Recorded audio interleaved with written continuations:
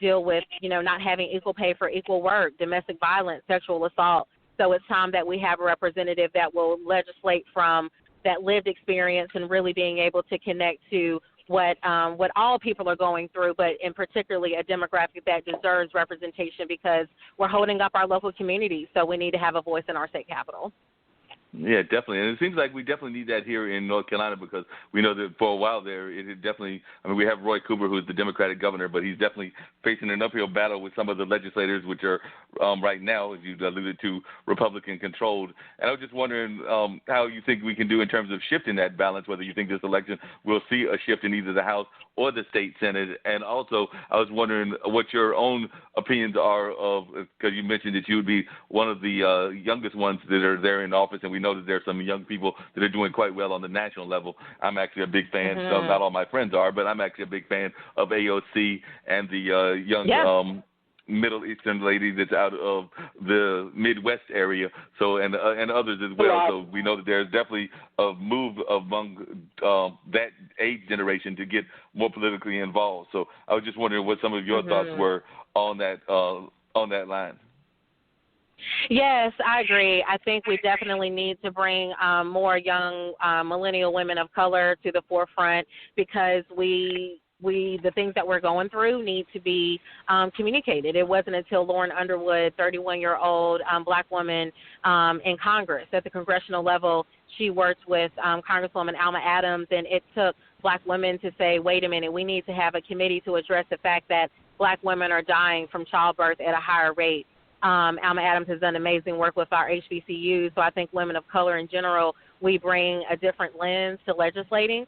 And in regards to the ability to work with Governor Cooper, depending on how the presidential race shakes out, I think that will impact the down ballot races. And Durham will be just fine because we're very blue, but in some of these, what you call a flippable district that's very mixed with Democrats and Republicans, they will be impacted by the top of the ticket in that presidential race. But putting that to the side, we do have the potential to carry the Senate by one seat. So we actually have a better chance of taking the Senate than we do with the House. Can I make a quick comment? To give the governor that much-needed assistance to actually get some work done, like expanding Medicaid. Yeah, this is Shel Horowitz again. You mentioned AOC. AOC got a big running start from a group called Justice Democrats. There's another group that I support called Movement Voter Project. These are groups that funnel money to insurgent candidates on the ground in places where they feel like those that help, the not just money but also organizing resources and skills, can really make a difference. It certainly paid off for AOC's race and Ayanna Pressley, and things like the Doug Jones victory over Roy Moore in Alabama, groups like this that are going outside the framework of the Democratic Party to go to the people who are progressive and who can be held accountable. It's a really good strategy, and it's one of the places where I tend to put my charity work is into groups like this.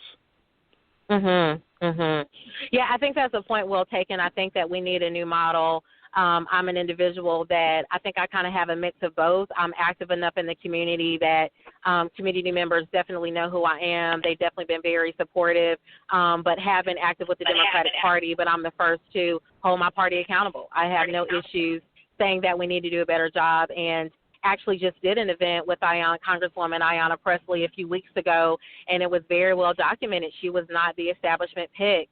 And I have had challenges in my current race as far as, individuals who thought, I didn't wait my turn and just kind of put myself out there. And but it's because I knew I was the best candidate and the most qualified. But all that to say, that's why we need those other organizations to support all candidates to make sure our government is more reflective of the individuals that are really doing the work on the ground instead of just, candidates that may be cherry-picked but not really represent their local community. So very inspired by the campaigns of the entire squad, but particularly Ayanna Pressley because she was not the establishment pick, but just did it. She was the first black woman on Boston City Council, first black woman to represent Massachusetts in Congress, period. And she could not have done that without the support of other organizations like the ones that you mentioned. And if anyone listening definitely need to watch that documentary on Netflix, where AOC is one of the candidates. I think it's called Breaking the House or Breaking Down the House. But it's really, really inspirational. I mean, she really started from zero and just with, grit and will, broke through that system, and very, very inspiring for all people running for office, but particularly young women of color that may not be kind of the party pick or the establishment pick. Very inspirational to follow her story. And what do you tell folks that, Natalie, that because we have a lot of that here in this area where people go by whatever the various PACs pick and everything. So we do have a lot of that kind of, as you call it, cherry picking of the candidates. So when you are not one of the candidates, I think you were endorsed by some of them, but when you're not one of the candidates, yes, or you don't get those kind of endorsements and everything, what do you say to folks that tell you don't run because you don't have the experience or because you're too young or because you don't have the quote unquote endorsement of whatever the groups are that are the end groups? Yeah, I definitely am not one to tell people to not run, but being that this is my second campaign, I'm very upfront about the personal sacrifice. I am independently employed, and, I have to move things around. I did a very public post about the fact that, my father got ill. Life doesn't stop just because you're running for office. So I think it's definitely more difficult. You will need to really have your act together to have a really strong ground game. If you don't get support from those larger groups, you're going to need to do more canvassing. You're going to need to do more phone banking. I'm running in half of Durham County, but an individual that's running countywide, let's say you're running for county commission, there are over 50 precincts. So if you don't have the support of any of those organizations, you will have to use your own networks to cover 50-plus precincts just with volunteers. So if you don't have the base of the support that can get that done for you, it is very difficult. As you said, I was fortunate. I got the support of the People's Alliance, and it actually was a record-breaking meeting. Over 600 people attended that meeting, and I prevailed. I also was endorsed by the News and Observer as well as the Indie Week. So we still are working very hard. We don't take anything for granted, but we definitely are in a really, really good position going into tomorrow. It sounds like you're in a good position and everything. I've got to get to one other call as well that's going to talk about an event that they've got. I want both of you to stay on the line.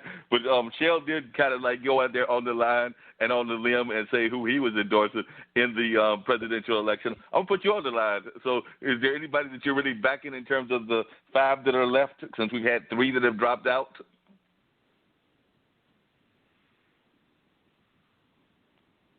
Natalie? Oh, that's for me. Yes. Sorry, I thought you said something about Michelle.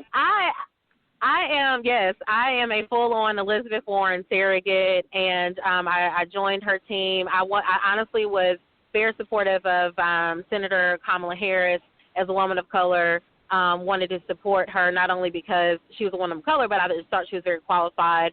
I thought she would do a really great job and be very effective. So when she exited the race, I, just kind of reevaluated the field, and I've been fortunate enough to actually meet Senator Warren on a number of occasions.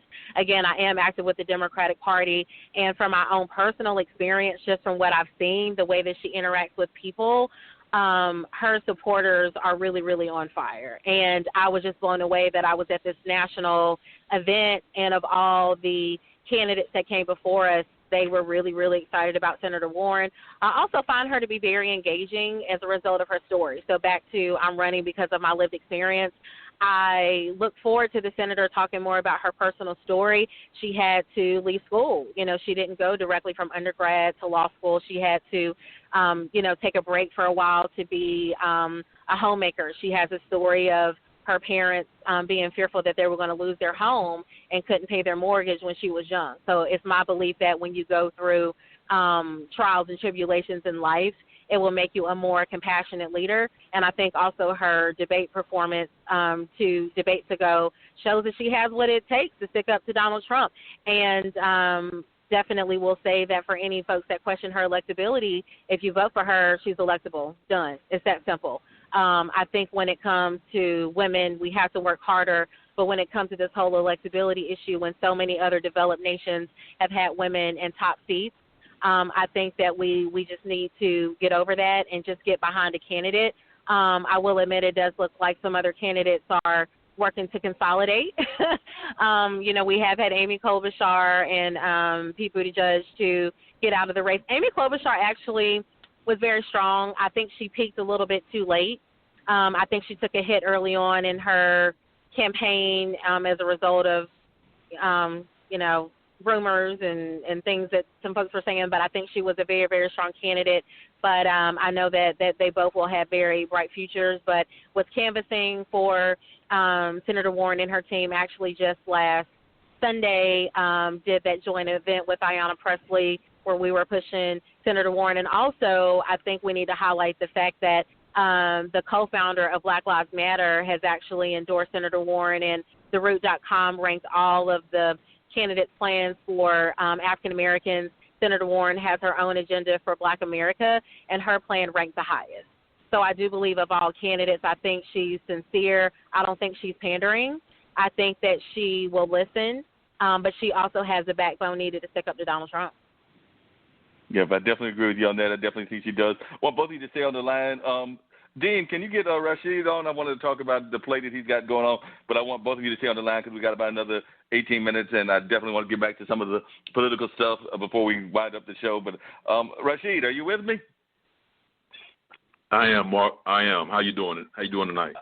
I'm doing good. We were just talking to Shell Horowitz. He was doing a lot of work with environmental companies, entrepreneurship and business companies that are trying to do a lot of work with green and being more environmentally conscious, even as they make money. And, of course, we've got Natalie Murdock, who is running for state senate for Floyd McKissick's seat. But you were going to give me a call because y'all have a play coming up on this coming weekend. So I wanted people to know a little bit about that play. So if you tell people a little bit about his thoughts, I would greatly appreciate that. And if you want to chime in, because I know, Rashid, you've always got things to say about politics and social justice. If you want to chime in about what we've already been talking, I'm not going to stop you from doing that either.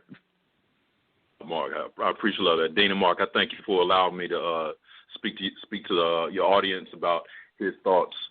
This is a play that was written by a poet who the poems are inspired by a poet by the name of Sean Keenan Gorham, and he's passed on. But the playwrights are Dasana Hanu and Joseph Church, the poet Churchwell, and it's a cast of four of us.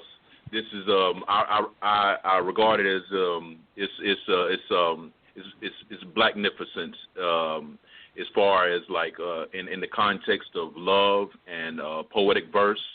It's really it's got a sultriness to it. It has passion, love. It speaks to falling in love, the trials of the experience of being in a relationship, and the question and the desire to reconcile, heal, and move forward. The performance is going to be at the Haiti Heritage Center this Friday and Saturday.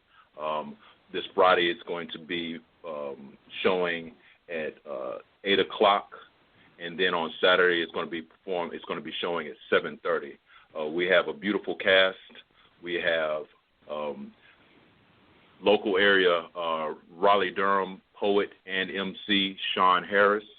We have singer, songwriter, performer Nyla Madlock, and we have a new thespian to our entourage, if you will, beautiful young sister by the name of Bree Humphrey, and the four of us. It's really like going to be like a kind of stripped down performance. Because we want to maintain the integrity of the poetry, and it's a lot. It's like it's Black Shakespearean. So we are going to still have the scripts just because this is like really new and fresh, and we just kind of wanted to hit it while it's hot. This the poetry company is the Black Poetry Theater, and they are currently resident artists based in Haiti Heritage Center. And again, the two playwrights for the company are Dasan Ahanu and Joseph Church the Poet. Church